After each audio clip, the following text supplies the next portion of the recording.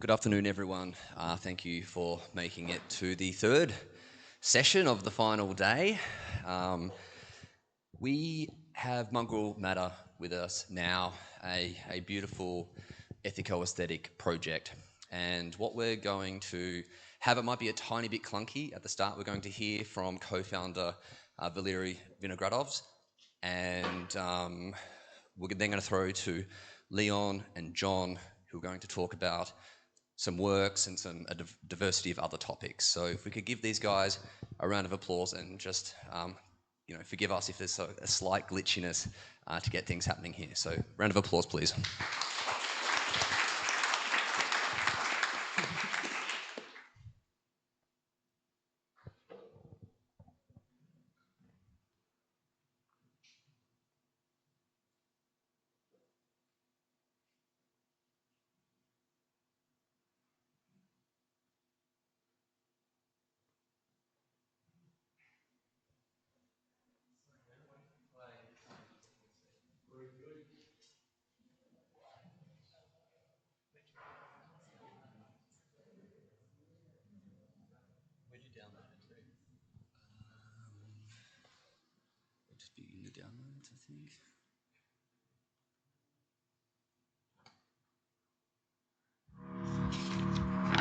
What inspired this book? Death did not accept us a couple of times, giving instead a couple of lives.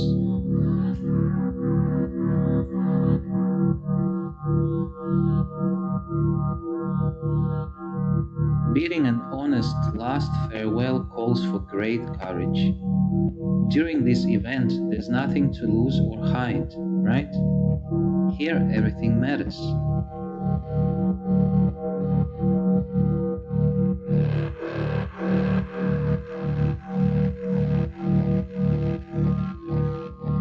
In partnership with philosophers and poets, journalists and artists, and uncategorizable subjects. It took us 1 year to create this text, hosting 25 contributions.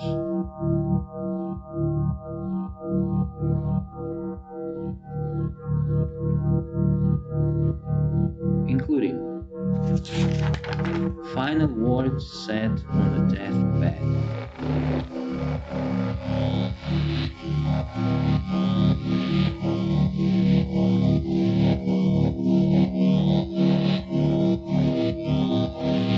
Final words on death row, for example by Sufi martyr Halaj.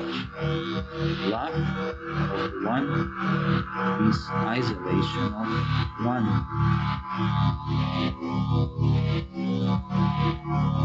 Final words in the works of fiction, in cinema and dramaturgy.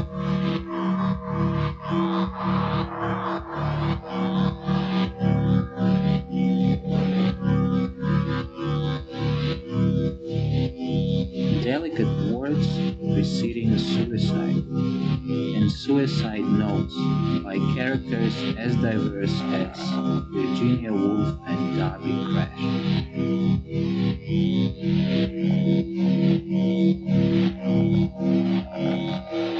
Last but not the least, freestyle reflections trailblazing the folded limits dividing death and life.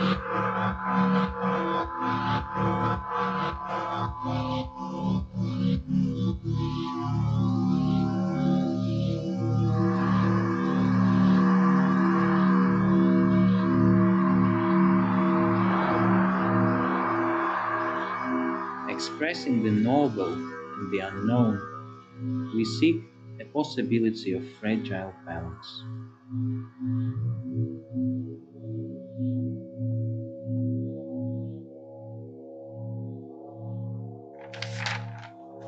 Finally, I must confess that today's academic culture is offensive to my senses.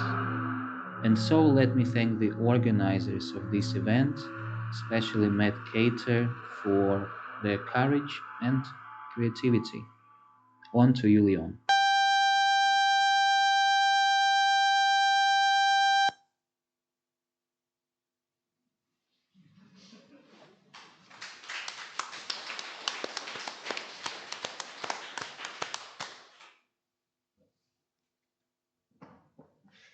Okay, so that was a video that was sent by the founder of Mongrel Matter, Valery, who's currently in Slovakia teaching there. Valery's a person that's full of intensity and vibrancy, and it came out of, I think it clearly came across on that video. And yeah, and so he sort of co-founded Mongrel Matter with Daniel Stewart, who's in Sydney, and so that's what we're here to talk about today. And I thank John Roffe for coming to have a chat with me and sort of cut the edge off, so it will be good. And he's he's a founder of the MSCP, so quite fitting at the Festival of Para-Academia.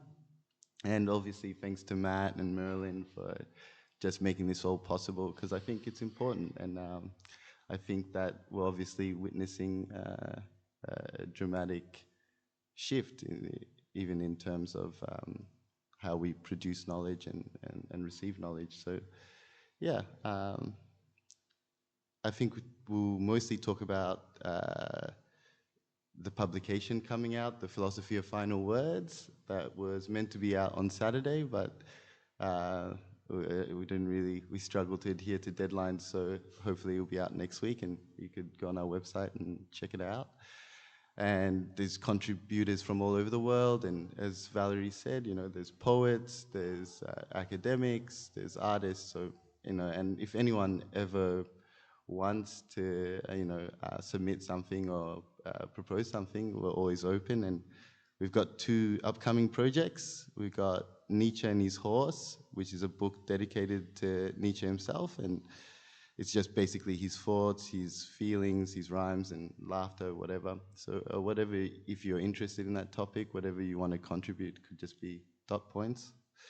And another collection is going to be artists and philosophers as criminals. So, and just looking at the concept of crime and its respect to artists and philosophers such as Socrates, Stiegler, Simone Weil, Oscar Wilde, Galileo, Joan of Arc, Sid Vicious, and yeah, just to name a few. So check us out and go on our website and have a look, and feel free to give us a yell. John, would you like to introduce yourself a little bit? Hello, I'm John Roffe. I'm really just the sidekick here for this. Leon is the main attraction, as you can see from difference between our clothing.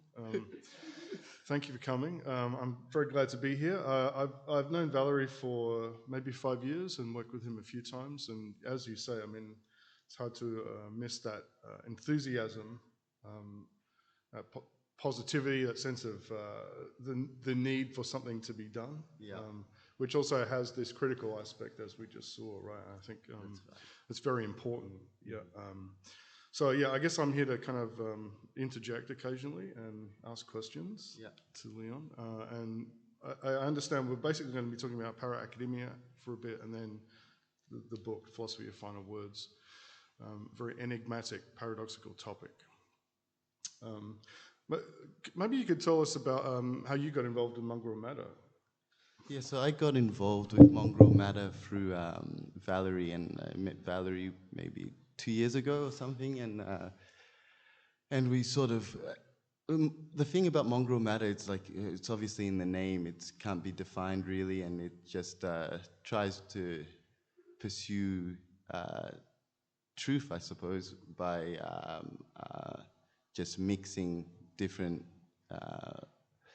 ideas, different ideologies, different molds, and so me and Valery are quite different people and have different ideologies. And so there's DX, who's another co-founder, and he's from a music background.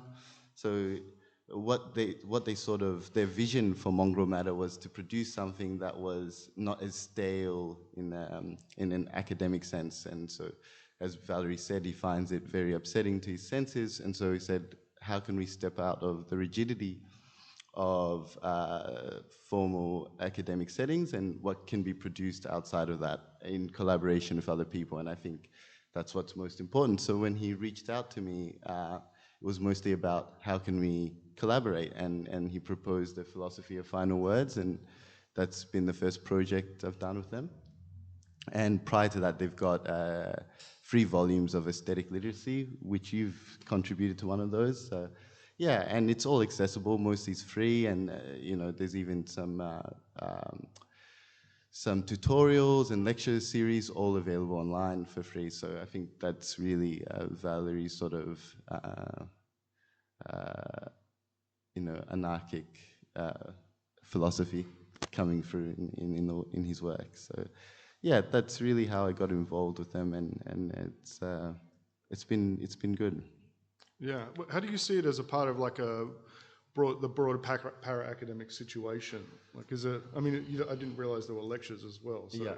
sort of attempting to add things from a variety of points of view. Then. Yeah, well, because the work I was doing when I met Valery was on parentology, and so parentology is para is an interesting prefix, you know, because in classic Latin it's sort of can mean beside or alongside or beyond or past, or something sort of amiss or irregular, disordered, improper. And in classical Latin it means like a defense from or shelter. It's affixed to words with a sense of protection from. So I've always sort of been interested in that term, para, and looking at how we can go beyond ontology. And I was particularly interested with Black Americans and how they sort of denied life in terms of when they were taken across the Atlantic. It was sort of a blank slate. So regardless of, so when they went, so what's called the middle passage meant that they'd sort of lost any metrics that would qualify them as beings in the modern world. So no language, no territory, no kinship. So they were essentially socially dead. And so ontology doesn't cater for them. It doesn't understand them. It doesn't register them. It continually returns them to the realm of nothingness and death. So that term parentology comes from Nahum Chandler, and Nahum Chandler's like, okay, so if blackness always gets returned to the realm of death, how are they able to sort of express themselves? How are they able to articulate life? And I think this makes perfect sense in with para-academia, where probably a lot of academics and students feel dead in a sense, stressed out, financially stressed out, with deadlines, probably the pressure to publish, or publish or perish, and so this provides them an opportunity to actually find life, resurrected life in a way. Yeah, indeed. I mean, I think it's wise to touch on the topic of money, right? Because it's sort of an element that cuts across all of these various para-academic endeavors. How to deal with the fact that it's an issue all the time, how to deal with the fact that people who are interested in it are often in our position as well, of not having the money to engage in some of these things sometimes. Like how important is that for Mongrel Matter? Like how you think about what you do, the kind of financial aspect?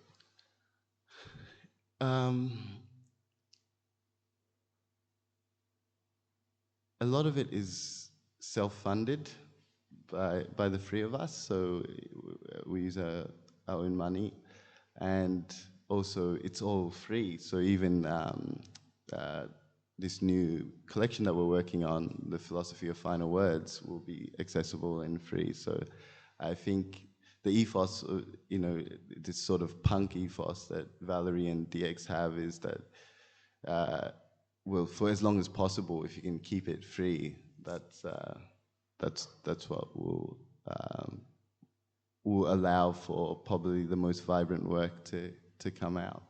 Yeah. Probably be less restricted, less boxed in. Yeah, right. Yes, it's a constraint not only on people accessing the material, but the kinds of people that get involved in producing it and contributing to it. Yeah. I feel like we should have Matt up here as well to discuss these kinds of issues, frankly. Yeah, that's what I thought, yeah. There's plenty of chairs here, man. No, okay. Yeah, because I think Valery sort of sees like and DX and myself to a degree, but I don't have that much conventional institutional experience, but sees what's happening now. I mean, it's a great wave that no one can deny. It's not just in academia, it's in all artistic industries and everywhere, whether it's film or television, and you see that there's a great shift, and these institutions don't hold the same prestige as they once did, and so it's kind of like a sinking boat to a degree, and you could jump off and swim over to the shore, or you can stay on the boat because you don't want to get your clothes wet, Absolutely. Yeah. And so go down with it. So yeah. Yeah. You mentioned punk before, but are there other kind of like para-academic cultural movements that Mongrel Matter refers to or considers to be kind of important?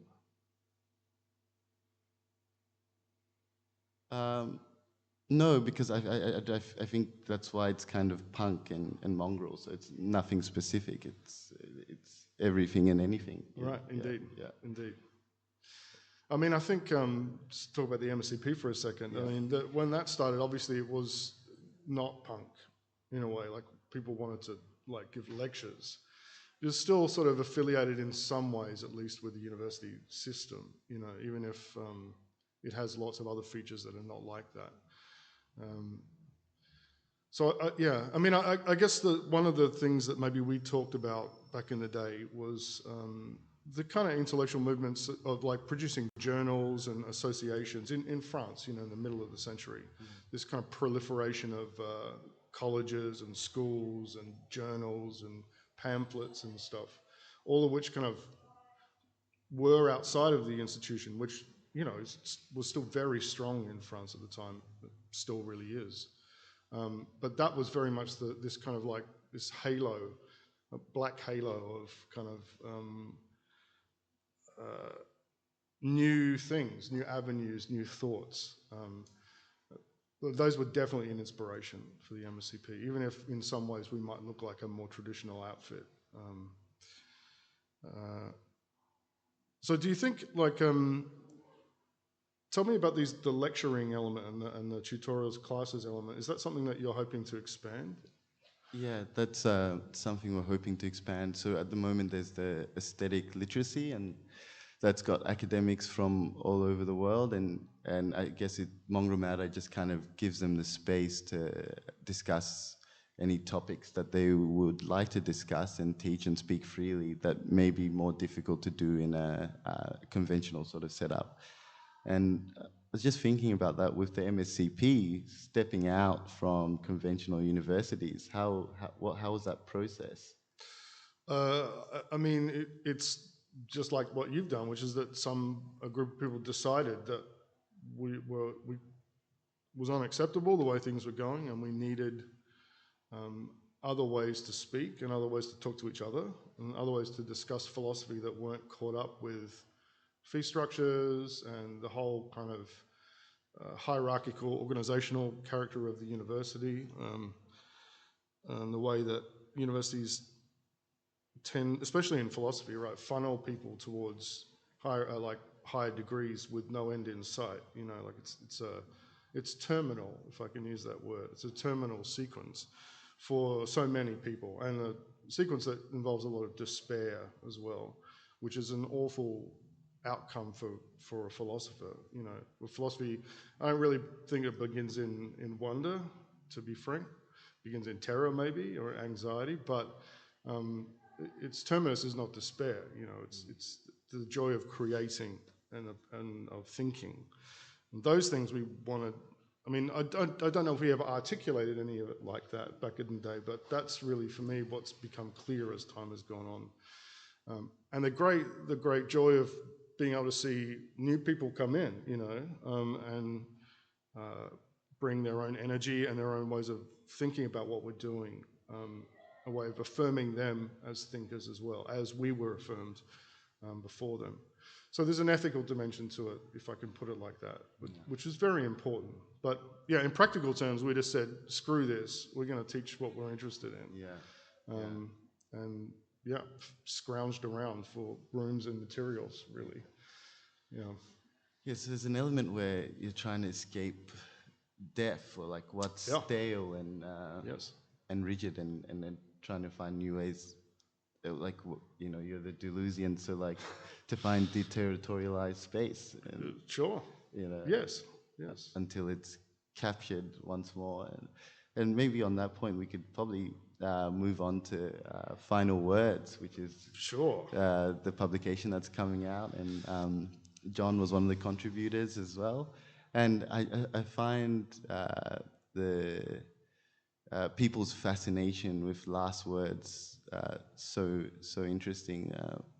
Like, even if you lose a friend, or you know, now that the world's digital, you go and look at the last message or the last social media post, and you sort of fix on that. You sort of, you're in conversation with the person, but the person's gone, and you sort of, and you interpret that last thing however you want and run off with it. 100%. Yeah, I mean, there's just an infinite number of things to say about this, ironically, given that we're talking about something that is the definition of finite, these final words. I mean, the book is fascinating because it has contributions from all different kinds of points of view and many different genres of writing. I mean, there are a couple of chapters of aphorisms, and one of them is mine. Where to start? I mean, I think you've put your finger on the crucial point in a way, which is that someone's final words are only final for them, and that they go on having a meaning and a significance after they're spoken or written or circulated. So the last is a kind of provisional thing and a very perspectival thing. And on top of that, of course, this is characteristic of all communication, right? That while, as Derrida points out, the moment that we utter anything, we implicitly add the writer that this is true even if I'm dead in every utterance of any kind. The meaning of language is always given and shared, which is why, there's this terrible lurching, right? I'm thinking right now of, you may know that Deleuze and Badiou wrote this series of letters at a certain point. They were planning on putting a book out together. And Deleuze, towards the end of his life, sent Badiou a letter and said, this is all too abstract. I don't want this published. Please destroy my letters, the letters I've sent you. And Badiou says, I was hurt by this. And then Deleuze died. And then he has all of this cache of letters which were like a final word to Badiou. And whatever you might think about what Badiou says about Deleuze after that, it is, in a way, Badiou continuing to speak of Deleuze, to speak Deleuze's words to us, So we,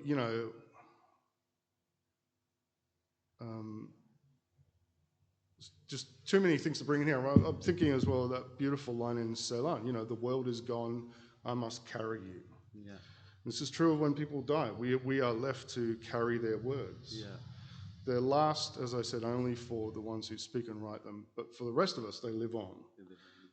And that's the first of, I think, maybe 4 big paradoxes that surround this sort of situation. Yeah, there was a contribution about John Foss, and in that contribution, it was about negative mysticism, so sort of like negative theology. And in that contribution, John Foss says, and I think this is obviously an influence from Derrida, he said some things are better left unsaid, and so the important things are better left unsaid, and perhaps last words can never really truly depict what a person wants to say. Right, yeah. And practically speaking, most last words are not uttered in a situation where they're given, full conscious attention and thought.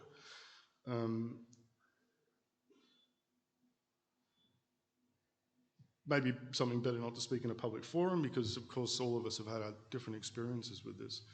When we think about people, it's often not the last words that we think about. We go back into the past and look for the things about them that maybe the last words themselves didn't fully encapsulate, and in that way we kind of fill these final words, however fleeting and meaningless they may have been, with the meaning of the life, that comes in as well. There was a sentence that you wrote in your piece that I really liked, and what you said was, at the wake, all of us dancing drunk with our backs to the quicksand. And the way I sort of interpreted it was that, that's the fate for all of us, that we sort of deny. Is that kind of what you meant by that? Sure, but at the same time, they're still dancing. Yeah, still right? dancing, yeah. So I think that's important, that that's the eternal situation of human beings in a certain respect. Yeah. Not to sound, I'm going to ruin my own aphorism by making it into a cliche now, but it matters to dance. That matters a great deal. And I think one of the risks of the philosophy of final words is that it has a great melancholy charge. One of the animating example for me in these aphorisms was Goethe's final words, like more light, he says, more light. And that's why my piece is called Shadows. Yeah. Because, of course, the brighter the light, darker the shadows. Yeah. And it's sort of reflected in that aphorism there as well.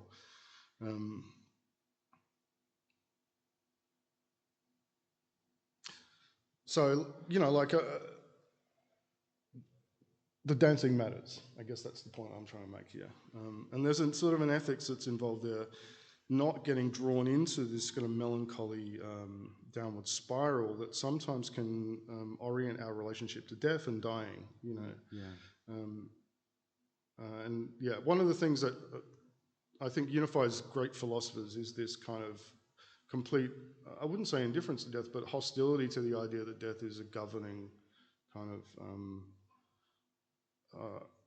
event orientation, if you like. You can think of Socrates, just for starters, Why are you all crying, Yeah, sort of, it was quite a big theme throughout the collection of people sort of writing that death is not the end, and sort of through death there's sort of like a transfiguration process, whether it's literal death or metaphysical death, the sort of a process of change that is inevitable and sort of necessary. And just like what you said about melancholy, not all melancholy is wise or deep or profound. Right. I mean, it's the great fate. It always feels like it's profound, even if it's not. One of the characteristics of melancholy, I think. How does this all relate back to this idea of parentology then, of that kind of omnipresence of death, as you say, in a metaphysical sense? Yeah, I found what was really interesting about Black Americans. I sort of perceive them as the foundation upon which modernity was built upon, in terms of their status as non-beings, sort of qualified all other beings in terms of, in a dialectical sense, in that they have territory, maybe they don't have territory, but they've got language, they've got myth, they've got something that sort of qualifies them as beings. Whereas in the Black American story, the descendants of slaves, so not all Black Americans, but the descendants of slaves, that's sort of cut off. And Mark Fisher said that, looking at slavery and what the events of the Middle Passage, he said that Black Americans entered post-modernity 400 years ago. And I think that sort of, that being in that realm of death has allowed them to find new modes of being. And I think that's why you see immense sort of creativity, because they sort of just occupy the present temporality. They are being stripped of a past, and in, I guess, more political sense, they're sort of stripped of a future. And by political, I mean like economic and social. They're stripped of a future, so they're just sort of living in the present, where all time is contained. And I think that allows them to be quite creative, to sort of fight against rigid algorithms sort of thinking. Yeah. And maybe, is that on the side of death, do you think? Like this capacity, I think that's the openness? I think it's on the side of death. Yeah, so that's the flip side of the point I just made, really, which is that there is this kind of other meaning of death, which is about breaking with hegemony, breaking with the past, and so on. And I think there's perhaps quite a lot to be learned from that, and I think that's why some contemporary thinkers, rather than just conceiving social death that Blackness experiences as a terrible thing, they're trying to say, okay, maybe it just doesn't fit on existing metrics. Maybe there's other ways that this life is expressed that we just can't necessarily qualify or quantify. And, right, indeed. And I think, so I think like philosophy of final words and para-academia, they sort of like are in conversation with one another. They're in tandem, because I guess para-academia is sort of recognizing the staleness and the death of current academic structures. Right. Yes. For several reasons. I think one of the other interesting things about the collection that I've only really had a chance to read, like a little bit of in detail, is that there is a kind of weird rogue sense of joy in the book. Yeah. Yeah. What do you think that's attributable to? Is it this other kind of like creative rupturing element of death?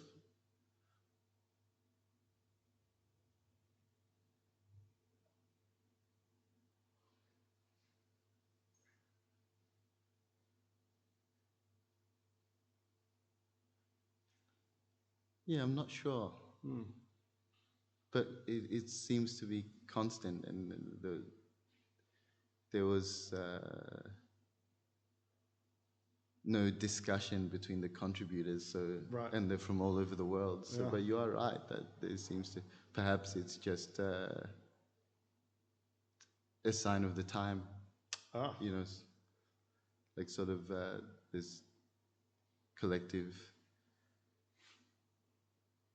unconscious or whatever, just sort of spearing through through the work, and no one really understands why they have this. That's true. I'm not sure. Yeah, that's about being specific to that collection. Yes, no one, yes. There was no discussion between the contributors. Yeah, but you're absolutely right. There is that sense, even with the suicide notes, because there's which is a sensitive topic. I did want to share one of the contributions, but I wasn't sure how people would feel about that. But it's a suicide note from a Japanese marathon runner. I think Valery put it up in the. Yeah, he did, and I just found it. Did you read that one? Yeah. Yeah, and it's just so interesting. The last line is just the last bit is amazing, I think. Yeah. Because so basically it's Kenichi Sasaki, who's a Japanese intellectual. He was talking about a marathon runner, Tsuburaya, who finished third, I think, at the Olympics. And so it was training, and there was the pride of Japan. I think it was the first time Japan had received a medal in a track event. And he was training for the 86 or the Olympics in Mexico.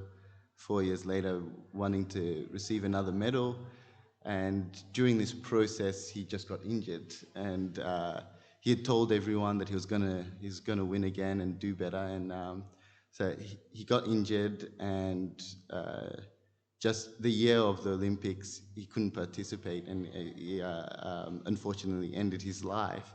And he wrote this suicide note that's actually quite infamous in Japan. I'd never heard of this suicide note, and it influenced Mishima and so many authors. And it's really just, I don't know, the way I read it was like, it has that optimism as well, that joy, but it's quite mortal and mundane in terms of just saying thanks for the food to everyone. Yeah.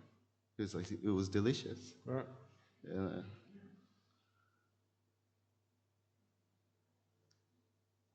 And he said he loved life. Yeah. I mean, that's a separate paradox, but a great paradox, a living paradox, that situation.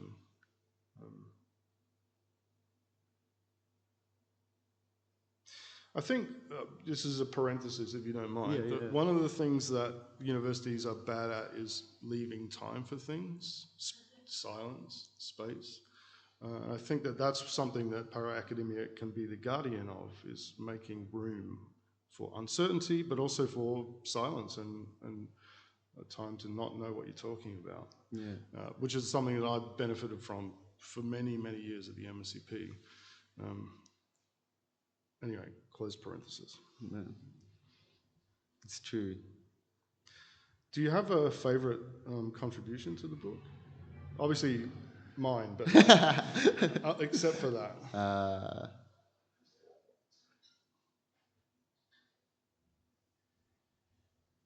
I did really like Justin's poem at the end. I did write. I enjoyed a piece on Emerson. That was quite touching, and I liked my own. Yeah, Of course. Well, that goes without saying as well, right? Maybe you could speak a little bit about that contribution. What was the kind of key idea that you were trying to present about final words? Yeah, I think I was struggling to sort of wrap my head around the concept of final words because I was kind of lost in a sea of abstraction, which I think probably came out in my piece, and I didn't. I guess I was thinking eschatological, so at the end of the world, and seeing how that sort of related to the individual, and there's actually a few eschatological themes in the collection, and so I was just fascinated by this Jesuit priest and paleontologist named Pierre Teilhard Deschardins, who I think gets referenced quite a bit, or his work gets used quite a bit, and he's rarely referenced because he's not taken seriously either by the church, the institution of the church, or philosophy, because he's a Hegelian as well, and he's into evolutionary biology, and nor does the institution of science take him seriously, whether physics or biology. So I kind of saw him as a bit of a mongrel, but he was really close to people like Huxley and Lacan. So it's a bizarre position, and he just saw the world moving towards what he called point omega, the omega point, and lived his life in the same fashion, sort of in a way of surrender, but whilst constantly toiling towards this idea. Do you think there's an ethos in that we could adopt, or we should adopt? Publicly, yeah. Privately, I'm not sure. We're all friends. Yeah. Yeah, I found his work quite interesting because he sort of talks, and I think we're maybe witnessing it a little bit now. He talks about the convergence of different spheres, which I think Dan mentioned the biosphere yesterday in his conversation with you, and he thinks that the biosphere, which is the natural life, and the geosphere, the earth, and the noosphere, which is the mind, are going to eventually converge and raise us to a different level as a planet, so where we're in the air, which essentially could be understood as the internet was his whole point. Probably kind of like a precursor, where he said the world was a thinking brain, and it's all interconnected, and I guess as the technology advances, the more connected it will be once it becomes tactile and stuff like that. So he says it will be impossible to distinguish between all particles. So it's quite it's just pretty rogue. Yeah. Yeah, he's one of those figures that's kind of like vanished a little bit from the contemporary point of view, but has weird resonances, right, with lots of other thinkers in different levels, in different ways. 100%. Yeah. How are we going for time? I just wanted to... About to jump in on that because Leon told me to. Okay. Yeah, so, but I don't know, we've got like 15 minutes. What do you want to do? Maybe some questions, or please, yeah. Or do you want to say? No, I just want to say thank you for having this conversation with me. I appreciate it, and for putting me in the book. Yeah, obviously. But yeah, questions for Leon, please.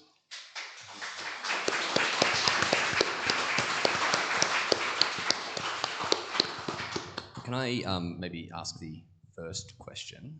So some observations that I've sort of had over recent times is there's a lot of criticism and carping around, and so another C word is creativity. And can I just ask you guys to sort of speak to the importance of creativity, however we want to think about that notion in the context of the work you're doing, or in the broader sort of sphere in which we're trying to work to create. Can you talk about creativity, please? I don't know anything about it. But you've created so many things, like, you know. I think, I've got problems with sort of the current notion of creativity. I find it pretty limiting and restrictive. I think everyone has, and it's not a popular comment, sometimes I tell people, but I think everyone has the ability to be creative, and I think it's just restricted to a few mediums. And so I think that also goes back to the work of parentology and para-academia. I think sometimes being excluded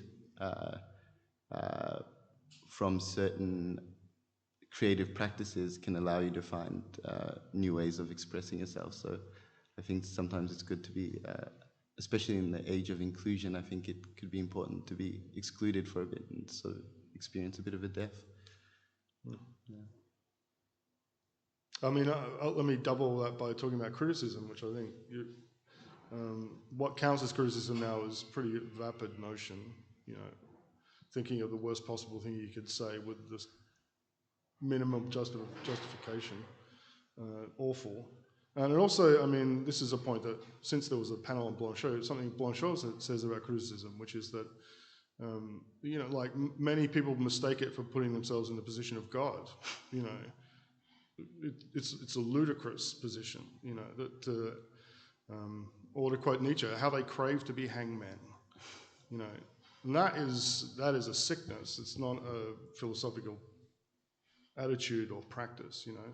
There is something philosophical criticism, but it has nothing to do with that, you know. And I think it has to be caught up in this kind of creativity in your strong sense, right? And I totally agree about the value of exclusion, and because inclusion does bring with it a certain sort of taxes, let's say, of like behaving in a certain way, thinking in a certain way, and so on. Yeah. So, less creativity in the regular sense and less criticism in the regular sense would do everyone a lot of good, I think. Yeah. And sort of like that continuum between creativity and criticism is so out of whack. Right.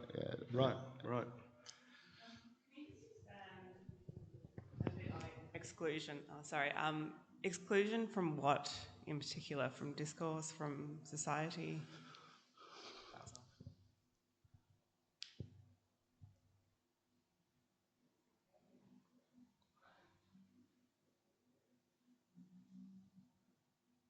I think, sorry, just got to think about it, but I think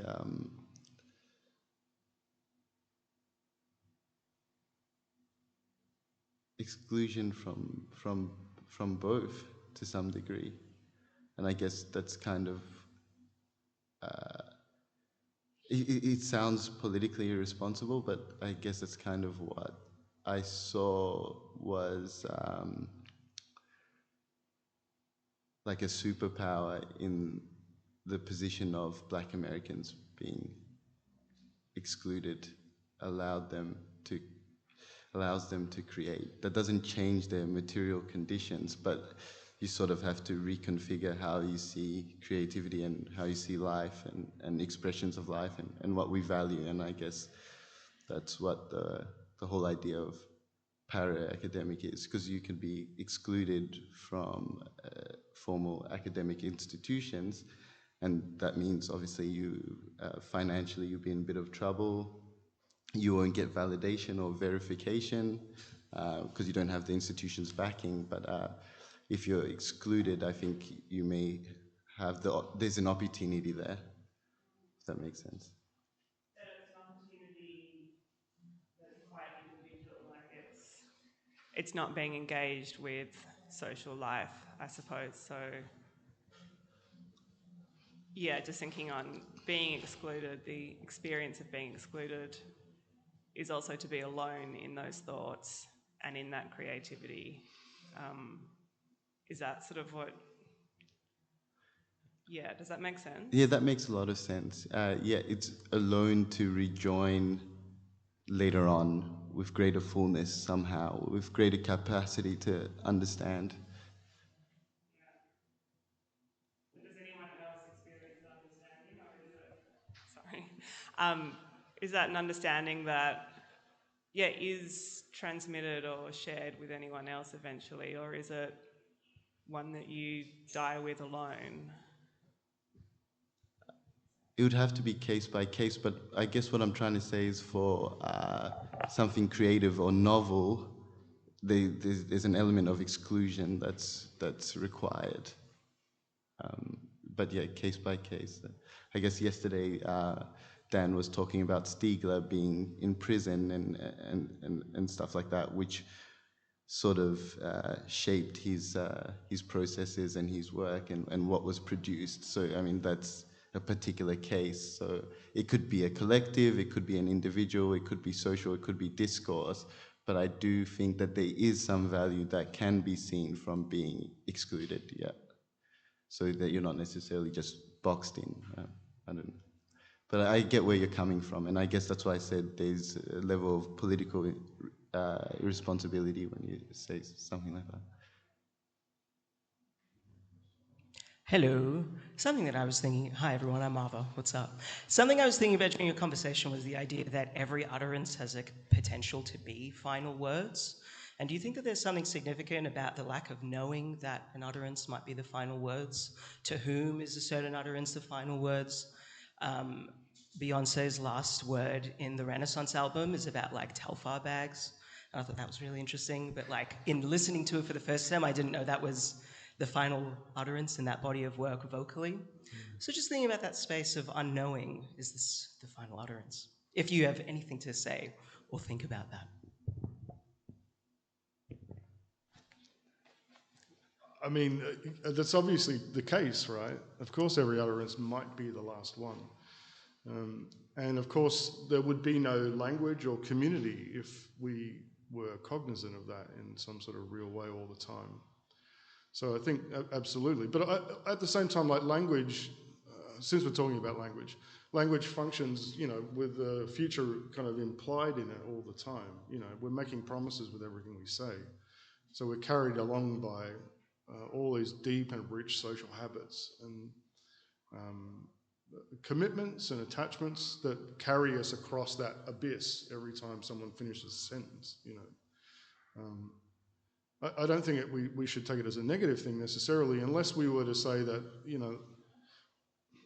it seems wrong to say that we need reminding of it, because unfortunately we're reminded of it all the time.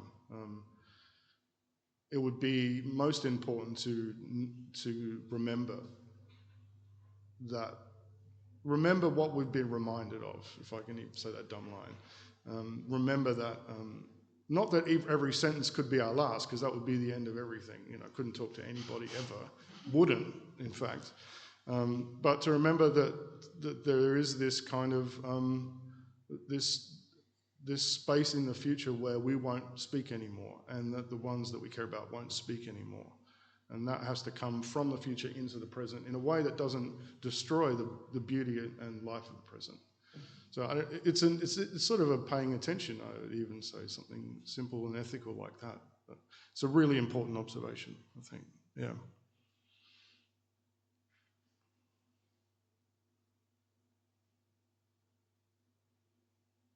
Don't let those be the last words.